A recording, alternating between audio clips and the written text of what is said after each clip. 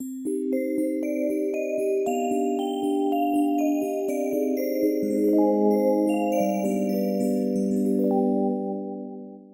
welcome to another Woohoo Wednesday. I'm Little Woo, and I'm here to address another life question that I've received.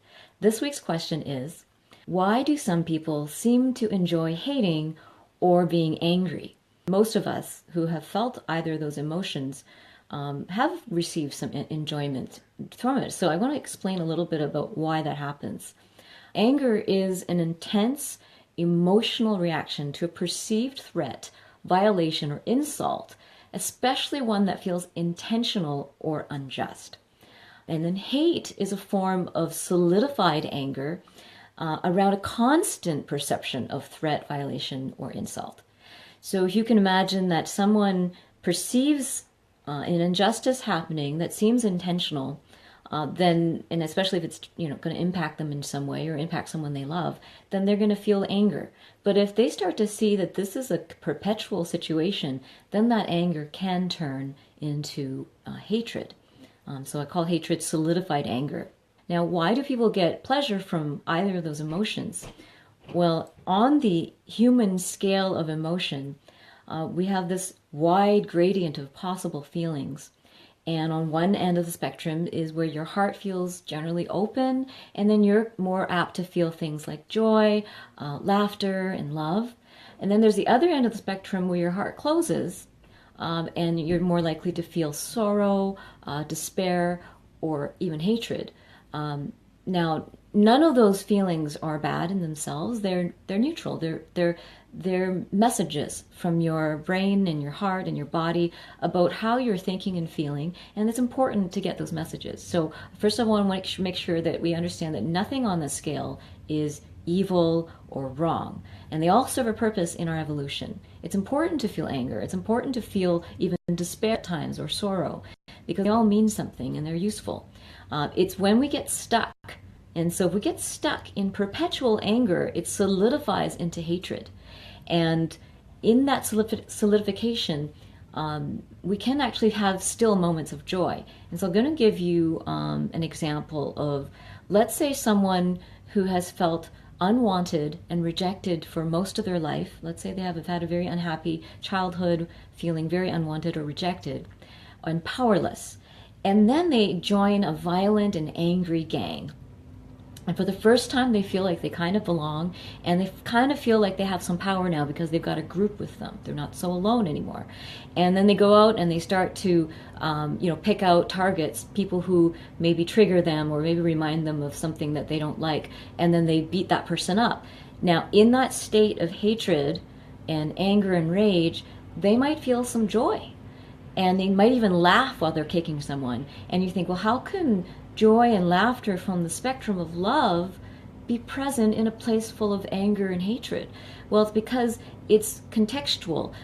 Within that scale of emotion where they felt, maybe members of the gang individually felt very helpless, powerless, unwanted, rejected for most of their life. And then finally they move from that scale to feeling some sense of belonging and some sense of justice being formed by their group beating up certain people. Then that sense of movement is what creates that laughter and that joy. So that's why people that you perceive as hateful can still feel a sense of elation or joy from doing something that seems very violent and hateful. So because they've moved up the scale from where they're feeling before. And we have to really recognize how important that scale of emotion is in your experience. When I was a child, I used to fluctuate between feeling despair on one end, and then there's a feeling I called numbness or emptiness, and I used to really hate that feeling. I hated feeling empty because that was when I felt nothing, and then I felt like I didn't care about anything, and I felt closest to death because then I had a lot of thoughts about dying and different ways to die, and so those feelings were quite frightening, and they felt terrible because I couldn't feel anything. And then I would move into anger. And when I moved to anger from despair or from apathy or numbness, it actually felt better. And I actually enjoyed that anger. and I would relish it because it suddenly was like this burst of life force. It's like a fire, and it has an energy to it, a possibility to it. Like, I think I can change something. Maybe I can do something. And so possibility is present, life force is present, and that feels better than apathy, numbness, or hopelessness and despair. And so when you move up that scale, it feels a little bit better. And so you start to feel some enjoyment from it. So I used to really like anger archetypes, characters who had a lot of anger in them, movies that talked about anger. That theme came up a lot for me for many years because it was what I was studying. And so, but then as you study anger over and over and over again, there is the danger that it can turn into hatred. And so that's where I noticed that my life really solidified when I became hateful. I started hating specific people at first, those who seemed to be unkind or unfair to me, or those who rejected me. And then I started to hate generally all of humanity. And pretty soon I couldn't go into any place without hating most of the people in the room.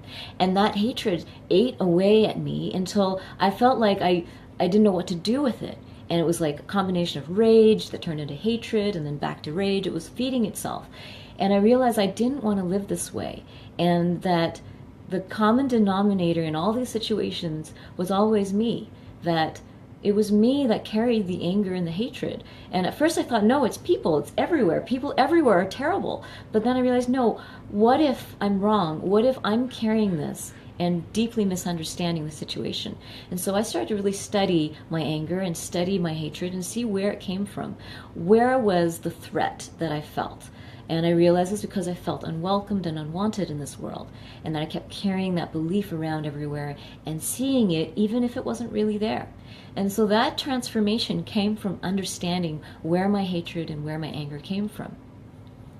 And so when you see, I'm going to invite you, when you see someone hateful or angry in the world, first remove your own judgment and say, this person has a scale of emotion, and they obviously have moved away from something that's worse than anger. They maybe moved out of despair. They might have moved out of apathy. And so who am I to judge where they came from? But they've moved away from something much worse than anger.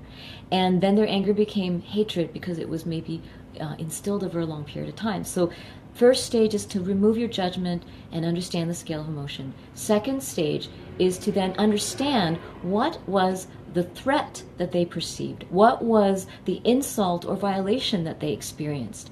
And if you can take the time to do a little research on this type of hatred or this type of anger out in the world, then you will start to understand some of the stories behind them.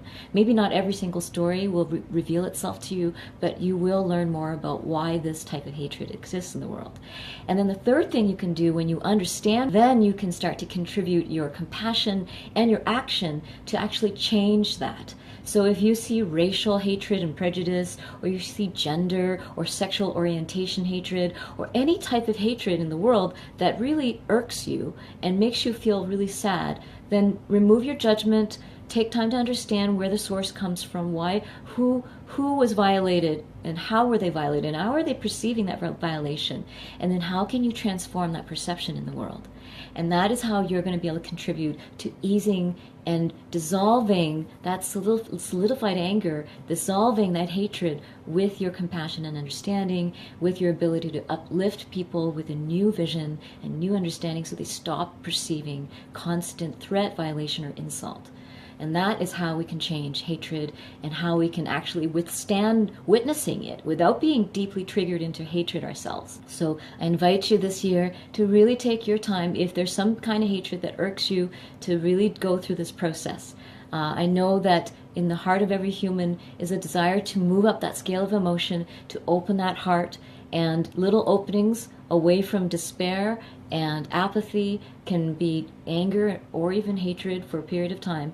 But then there is a possibility, even for someone who has anger and hatred, like I was, to move away from that scale and continue down that scale into a heart-opening place where they experience different levels of joy that comes from kindness, compassion, and understanding. This has been Woohoo Wednesday. I'm Little Woo, and you can check out my website, littlewoo.org. You can send me your questions for this Wednesday broadcast, because I love to to answer questions, and this is what I do every Wednesday. So please email me at treasures@littlewoo.org. Or if you ever want to work with me one-on-one, you don't have to live in Vancouver. We can work together on Skype or Zoom or phone. So you can try mentorship sessions with me through the year. I work with people for several months at a time to understand their journey, to understand their life patterns. So I'd love to work with you sometime this year. Please stay in touch, and I hope you'll watch next week on Woohoo Wednesday. Bye-bye.